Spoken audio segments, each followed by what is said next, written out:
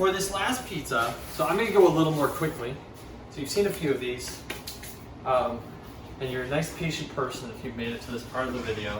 But I'm gonna show you the last one. I'm gonna do this on a sheet pan, so you can see what that's like if you don't have one of those round pizza pans at home. So first of all, I'm just flattening the dough with my fingers.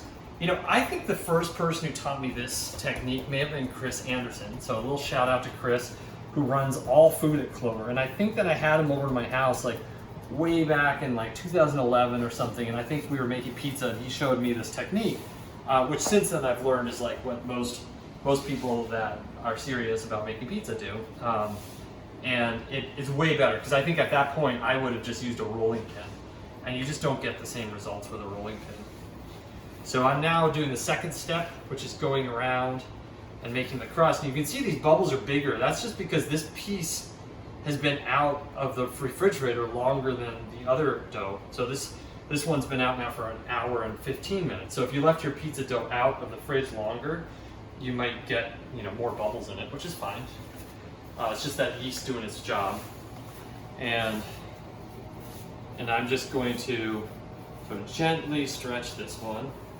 I'm going to go for a little bit, I'm using a slightly different stretching technique. I'm sort of letting it stretch under its own weight, and I'm holding it. This is a little more delicate. That's a stage 2 stretching, but it's going to give me a thinner crust and a bigger pizza, which I've got room for now because I'm going to use a whole sheet pan for this one. The reason I'm doing that is just to show you an alternative way of cooking this in the oven. You could do, this is probably, if you don't have one of those pizza rounds, this might be what you'd have in your house. So I'm going to put plenty of the rice flour down, same as I was before, and getting my dough super stretched out. And then as I put this down, I'm just going to try to do, again, sort of a gentle but confident motion with it, and try to fill it out the space. So this is the same exact size dough ball as what we had before. The reason it looks bigger is I stretched it more. So the crust is going to be a little thinner and the pizza is going to be a little larger. It is a little more tricky. There's more of a chance of me tearing it. And if you tear it, you can sort of pinch the dough and cover up that hole most of the time. Doesn't always work, but yeah, I'm just putting some olive oil down.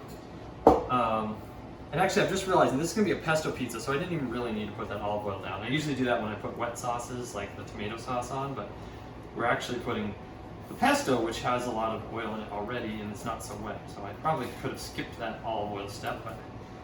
But so this is our garlic scape pesto, and we try to be generous with the amount we give you. So I think we've given you probably a little more than you need, even if you're making a giant pizza like this. You're probably going to have some pesto left over. If you try to use all the pesto we gave you on one pizza, it may overwhelm it a little bit. So just to let you know that. Here we come. All right, so that's spread through nicely. I like using the back of a spoon for that. It's a really gentle way to spread things. We're going to put some cheese on this now. And I talked about this a little bit with the other pizzas, but restraint is really important when making pizza. So I'm going to sort of spread this out. I'm going to try not to overdo it with the cheese I'm putting on there. And then I've got, this is the Smoky Tempeh Strips, and you could put them on whole. I'm going to break them up just slightly to get a little better distribution. But again, like, I don't want to overload it. I'm not like putting tons and tons and tons on there. I'm spreading it out a little bit. So you want to, let's just think about getting like a bit of that in each bite, but you don't want to have too much on there and it doesn't cook well. So that looks really good, and this is going to go in the oven as well.